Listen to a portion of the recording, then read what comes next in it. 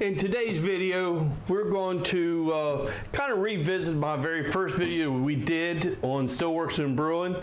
We're going to go over some of the equipment needed to be a home distiller. This is really aimed towards the new guy, the guy that's just checking out this hobby, or just if you're plain interested in it.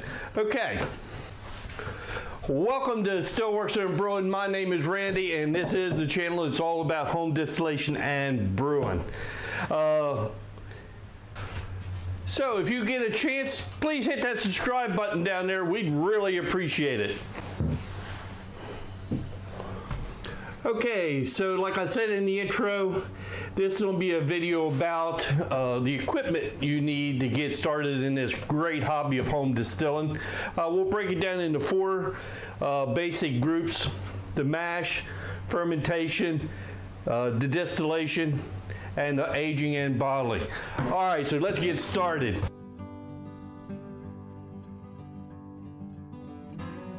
Okay, so we're going to start with the stuff for the mash. Well, one of the very first things you're going to need is you're going to need some type of heat source. Whatever your needs are. I use propane to heat water in my brew pot, and you could use water or propane. You could use electric. The choice is yours and whatever you got available. Okay, so the next thing that I have is you got to have a brew pot. I got a 10-gallon brew pot here. That seems to work out really well for me. I normally do 6-gallon mashes, so I got enough room to play with in there, and I normally use it to heat up the water, you know, for whatever I need to do. Okay. All right, the next thing I got on my list is a mash tun. Okay, I use a 10-gallon drink cooler, you know, with a lid, and I also have it fitted with a screen that goes in the bottom here, and of course a ball valve on there. Okay, this works out for me. You could use a brew pot and wrap it with a blanket, whatever you need to do. Okay. Next thing on my list, we always need to stir things, so I got a couple options.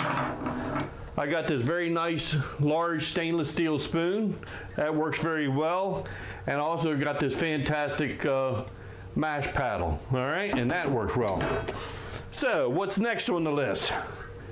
Well, you always need to know temperature of things, so you're going to need a thermometer. This is an instant read. You could use a candle thermometer or whatever. You're going to need this throughout your process, so that's one thing you're going to need. I got a pH meter here. That comes real handy to adjust your pH in your mash before fermentation.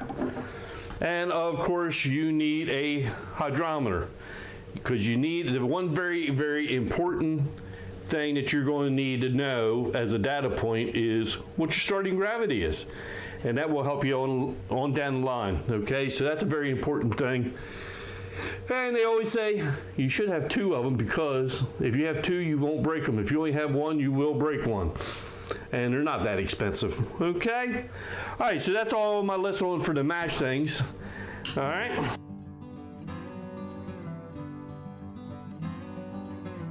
Okay, the next segment is fermentation. So what do we need for fermentation? Well, you're going to need a fermenting bucket with a lid, okay, or a carboy. That will work, but I will say that the bucket is so much easier to clean. Okay, so you also will need an airlock. Okay, this is just a regular bubble airlock, and this is a 3-piece airlock. Either one of them does a fine job, but you do need one of them. Next on the list, an auto siphon. You want to be able to transfer your fermented mash over into your still pot, and you want to try to keep it as clean as you can going in your still. The less particles you have, the better off you are. So we got that, and of course, you always need a thermometer again, because you'll need to be able to check when you put your mash first in your in your fermentation bucket, you want to make sure it's down to a certain temperature before you add your yeast. And like before, you will need a hydrometer, okay? So that's basically all on fermentation. All right. This section is about the distillation. You're going to need a still. Mine here particularly is a 8-gallon milk can still with a 2-inch column. You will need some cooling water for your condenser. Some people use a cooler with some ice water in it and just have it with a small pond pump, which pumps the water through your condenser. Or like I do it is to sink my water in my sink. Okay, so you will need a heat source. You got propane, you got electric, you got induction cooker. I use electric. So with electric, you're going to need some type of way to control electric. This here is an SCR switch. It's basically like your switch on your stove for the burners. You know, it goes from low to high. This is basically the same way, low to high. Or you could use a PDI switch. The PDI switch has a thermocoupler that goes up in the top of the head, and then it will control the heating element to whatever parameters you set into the PDI. Okay, so that's that. All right, the next thing you're going to need a mess of cut jars. Okay, cut jars is when you start collecting. You want to do small cuts, and then after you're all done, you'll be able to keep what you want and what you don't want. Okay. And the last thing, a Proof and Trails hydrometer. This is different than the other one. This one's going to measure the amount of alcohol that's in your alcohol by volume, okay?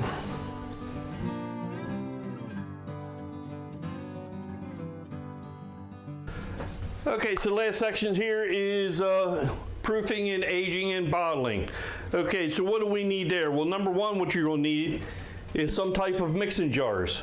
So once you have got all your cut jars and you taste and you decide what you want to keep and what you want to get rid of, so everything you want to keep, the way I do it is I put it all in my mixing jar, and then myself, I proof it down to the proof. You know, first I'll test it with the Proof and Trails hydrometer, okay? And then I'll proof it down with the amount of good water until I get what I want. Myself, I like 80, sometimes 100, depending on what you're making, okay? So once you do that, you're going to put, if you want to put oak on it, whatever, like I said, it all depends on what you're making. So let's say you're making a bourbon, you put oak on it, leave it the time that you want, and then it's going to be time to put it in a bottle. So you're going to need an assortment of bottles. I like bottles with corks in them. And you're going to use a stainless steel funnel. And I will double up on coffee filters and then filter through that into the bottle. And you're ready to go. Okay, so the only other miscellaneous things that I might have forgot is, number one, hey, you need some type of notebook to keep notes in. Write the stuff down, because it will never fail. You're going to produce something that you think or everybody thinks is so fantastic, and you want to reproduce it. You got to keep notes so you can, so you know exactly what you did and how you did it. Number two thing that I would think is you need some type of label. Some people just put tapes on the bottle, or I've used, and I still will use, a lot of shipping labels, and I'll just put them on the computer and it prints it out what I want, and then I can write all the information down on the bottle, stick it on, it works out fantastic. I hope this hit on some of the stuff that you might need. I think it's pretty darn close. You always will end up buying more or making more or whatever the case is. This is a fantastic hobby. I encourage anybody that is very interested in it, pursue it. One last thing to say, Hey, thanks for stopping by, and we'll see you next time here on Still Works in Brewing.